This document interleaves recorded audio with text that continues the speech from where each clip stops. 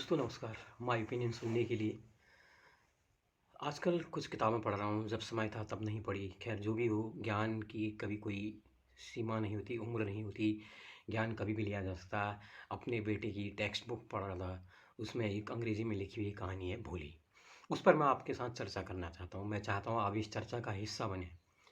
क्यों मैं कहानी सुनाना चाह रहा हूँ, आपको लगेगा बच्चों की कहानी इसमें क्या है? लेकिन आप देखिए, मैं हो सकता है मैं गलत भी हूँ, लेखक कहाँ से कहाँ तक सोचते हैं आप देखिए। दोस्तों कहानी है कि भोली नाम की कहानी बड़ी प्रसिद्ध कहानी है। 19वीं सदी के पूर्वार्ध का इसका परिवेश है और इसका जो बैकग्राउंड है वो ये ग्रामीण बैकग्राउंड की ये कहानी है। उसमें दिखाया गया है कि कैसे एक राजस्व विभाग के प्रतिनिधि गांव में तब हुआ करते थे, उनको नंबरदार कहा जाता था। गांव के एक नंबरदार हैं राम लाल, उनके परिवार में 7 बच्चे हैं दोस्तों। जो कहानी का टारगेट है 7 बच्चे, उसमें 3 लड़के हैं और 4 लड़कियां हैं। जो 3 लड़के हैं उनको बाहर शहर में पढ़ने भेज दिया जाता है। पहले वो ऊँची शिक्षा भी वहीं प्राप्त, पहले बेसिक शिक्षा भी वहीं प्राप्त करते हैं, फिर हायर एजुकेशन के लिए भी उस शहर में ही वो लोग रहते हैं, ताकि उनकी पढ़ाई का बड़ा ख़्याल रखा जाता है। जबकि लड़कियों को शहर नहीं भेजा जाता और गाँव में तब उसमें पढ़ने के स्कूल नहीं हुआ करते थे। तो उसमें जो बड़ी बेटी है उसकी शादी कर दी, दूसरी की तय हो गई है और 2 की शादी कर दी हैं। जो तीसरी की है, जब उसकी शादी की बात चल रही होती है, उसमें जो छोटी लड़की होती है भोली, वो 7 साल की होती है। भोली की कहानी भी है कि वो बचपन में बड़ी प्रखर बुद्धि की थी। एक बार जब वो बेड से नीचे गिरती है बिस्तरे से, तो उसके सर में लग जाती है और तब से उसके दिमाग पर असर पड़ जाता है, ऐसा लेखक ने लिखा हुआ है। और 2 साल की उम्र में दिखने की बड़ी अच्छी होती है और 2 साल की उम्र में उसको चिकन पॉक्स निकल आते हैं और उसका जो चेहरा होता है बदरंग हो जाता है और चेहरे में स्पॉट आ जाते हैं। ये कहानी है। तो अब क्या होता है, गाँव में तहसीलदार आते हैं, वो कहते हैं भैया यहाँ पर एक महिलाओं के लिए, क्योंकि लड़कियाँ स्कूल नहीं जा रही हैं, उनके लिए एक स्कूल खोलने का सरकार का प्लान है और खुल रहा है। मैं चाहता हूँ आप राजस्व विभाग के प्रतिनिधि होने के नाते अपनी बेटी को भी वहाँ पर भेजें। अब एक की शादी तो तय होनी है, तीसरे नंबर की लड़की की, इसलिए उसको तो भेजा नहीं जाता है। जब वो नंबरदार बात अपनी घर में आकर अपनी पत्नी से कहता है, तो उसकी पत्नी कहती है दिमाग खराब है क्या? लड़की को पढ़ने के लिए स्कूल भेजोगे? तो फिर वो कहता है नहीं, देखो नंबर मेरे को तहसीलदार ने मेरे को बड़ा एक ओहदा दिया, पता लगा मेरा ओहदा भी जा रहा है, इज्जत का सवाल है।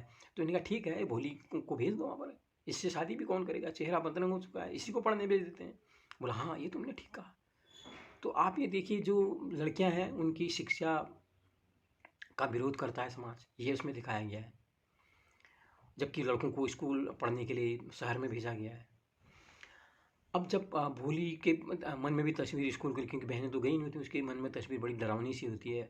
उसका पिता उसको तैयार कराता है, कहता है इसको अच्छे कपड़े पहना दो। आज तक तो वो बहनों की उतरन पहनती थी, लेकिन पहली बार उसको नए जोड़ी का कपड़ा दिया जाता है तो वो बड़ी प्रसन्न भी होती है।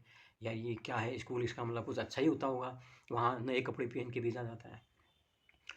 स्कूल उसको वो प्रधानाध्यापक के पास छोड़ देता है और उसको प्रधानाध्यापक एक क्लास में बैठा देती है, जहाँ और भी उसकी उम्र की लड़कियाँ होती हैं। सब उससे नाम पूछते हैं, मैडम पूछती है, जो टीचर होती है अध्यापिका पूछती है आपका नाम क्या है। वो भो इससे आगे नहीं बढ़ पाती है और अपना मुंह छुपा लेती है और रोते सुबकते हुए वो सारी क्लास की लड़कियाँ उस पर हंसती हैं।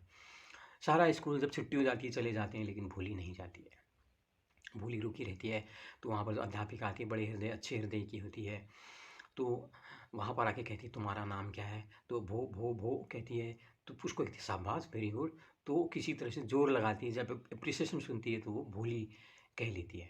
तो उसके बाद अध्यापिका उसको किताब देती है, अलग-अलग छोटे बच्चों की किताब देती है, वो चित्र बने होते हैं उसमें रंगीन, उनको देख के बड़ी खुश होती है। वो कहती है कि इसको सीख लोगे तो 1 महीने बाद तुमको मैं बड़ी किताब दूँगी। तो भोली जो होती है मोटिवेट होने लगती है, धीरे-धीरे बोलना सीखने लगती है। लेकिन घर में उसका नाम क्या है, एक गूंगी गाय उसका नाम रखा जाता है। उसका नाम एक्चुअली सुलेखा होता है घर में। समय बीतता चला जाता है, जो ग्रामीण परिवेश है एक छोटे टाउन में, छोटे शहर में बदल जाता है। वहाँ पर रेल की सुविधा हो जाती है, वहाँ पर स्कूल कॉलेजेस खुल जाते हैं। जो छोटा उनका स्कूल था प्राइमरी स्कूल, उसका उच्चीकरण हो जाता है। तो अब क्या होता है वहाँ, कहते हैं इसकी शादी क्या है, एक विशंबर नाथ नाम का इसमें जो एक है आदमी, वो अधेड़ उम्र का, वो भोली के पिता की उम्र का है, उसकी पत्नी मर चुकी होती है, तो वो शादी के लिए तैयार होता है। तो उसकी शादी वो तय करना कर देते हैं भोली के साथ बगैर पूछे। और घर में आके कहता है देखो भोली की किस्मत कितनी अच्छी है, उसको बढ़िया घर मिल गया और उतने अधेड़ उम्र का उसके पिता की उम्र के आदमी से शादी तय की जाती है, उससे राय भी नहीं ली जाती है। उसने कहा ठीक तो है, देखो इसकी किस्मत जो बड़ी अच्छी निकली, और बड़ा अच्छी बात है वो दहेज लेने को भी राज़ी नहीं है। अब शादी की दिन आते हैं, उसकी बहनें भी आती हैं, उसके जो बैंड बाजा पहली बार बजा होता है गाँव में, तो उसको देख के भी कहते हैं देखो भोली तो बड़ी अच्छे घर में जा रही है। बहनें भी थोड़ा ईर्ष्या महसूस करती हैं। जैसे ही दूल्हा जो है माला डालने के लिए होता है, चेहरे से थोड़ा साड़ी सरक जाती है, लाल साड़ी में, सिल्की साड़ी में भोली तैयार होती है। तो उसके साड़ी से जैसे ही चेहरा से नकाब जो दुपट्टा है वो हटता है, तो देखता है तो बदरंग है। वो कहता है नहीं मैं शादी नहीं करूँगा। अरे वो पैरों में पड़ जाता है नंबरदार, बोला नहीं मेरे गांव में पूरा क्यों अपमान करा रहे हो, ऐसी बात नहीं है। बोला नहीं अब आप 5,000 मुझे दोगे तो तभी मैं शादी करूँगा। तो कहता है 2,000 रुपये रख लो कोई बात नहीं। बोला ना 5,000 रुपये दोगे तो मैं शादी करूँगा। और वो शादी जो होती है 5,000 रुपये वो अंदर जाता है, अपने जो जमा पूंजी होती है नंबरदार ला के उसके चरणों में रखता है। लेकिन अब की बार जो दुपट्टा हटता है सर से तो भोली बोलते नहीं मैं पिताजी ये शादी मैं नहीं करूँगी। मैं इस आदमी जो अधेड़ उम्र का है, ये विकलांग भी है, मैं इसके साथ नहीं जा सकती हूँ। भोली यहाँ पर प्रतिरोध करती है, तो तू क्या करेगी, हमारी नाक कटाएगी? कहती मैं कोई नाक नहीं कटाऊँगी, मैं जिस स्कूल में पढ़ी हूँ मैं वहीं अध्यापिका बनूँगी। तो अपनी पुरानी अध्यापिका जो उसको हौसला देती है उसको लिख, है ना मैडम आप सही, मैं सही कह रही हूँ? बोला हाँ, मैं आपको और माँ को मैं पालूँगी बड़े होके। तो कहानी दोस्तों यहीं पर ख़त्म हो जाती है। इस कहानी में बड़ी अच्छी कहानी, वुमेन एम्पावरमेंट की कहानी मैंने जो देखा है, लेकिन अब आपको बताता हूँ इसके लेखक कौन है, ख्वाजा अहमद अब्बास। उनको उन्होंने बड़ा अच्छा इंगित किया, हो सकता है तब होता भी था हमारी जो जो हिंदू समाज है उसमें।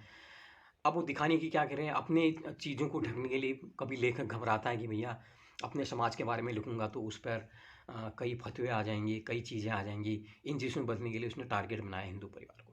जहाँ वो पॉलीगैमी की बात कर रहा है, पॉलीगैमी किस मायने की, जिस लड़की से भोली की शादी हुई है वो दूसरी शादी कर रहा है, बहुविवाह का एक नमूना। दूसरा वो दिखा रहा है कि यहाँ पर बच्चे बहुत ज़्यादा हैं, जो पॉपुलेशन की बात करते हैं, ज़्यादा जनसंख्या, परिवार बड़ा, उसकी बात भी यहाँ पर दिखाई जा रही है। और यहाँ पर क्या दिखाया जा रहा है, जो महिलाएं होती हैं उनको हिंदू समाज भी कोई स्तर नहीं देता, उनको पढ़ाता लिखा नहीं है, यहाँ पर ये टारगेट किए गए हैं। तो इससे आप समझ सकते हैं, हालांकि ये कुरीतियाँ अब हिंदू समाज में नहीं हैं और ये कहानी आज भी रिलेवेंट है। और जिस समाज से मिस्टर अब्बास आते हैं वहाँ ये अभी भी, लेकिन हम लोग ने इतनी ज़्यादा बेड़ियाँ बंदिशें लगा दी हैं, हम लोग सुधरने को तैयार नहीं हैं, हम लेखकों को भी फतवे जारी कर देते हैं। ये बड़ी अच्छी कहानी है लेखक ने जो लिखी है, वहाँ पर वीमेन एम्पावरमेंट की बात उसने कही है। लेखक ने ये भी बताया है कि जब कोई शिक्षित हो जाता है तो उसके अंदर एक ताकत आ जाती है। इस बारे में आप क्या कहते हैं मुझे ज़रूर बताइए दोस्तों। बहुत बहुत धन्यवाद, नमस्कार।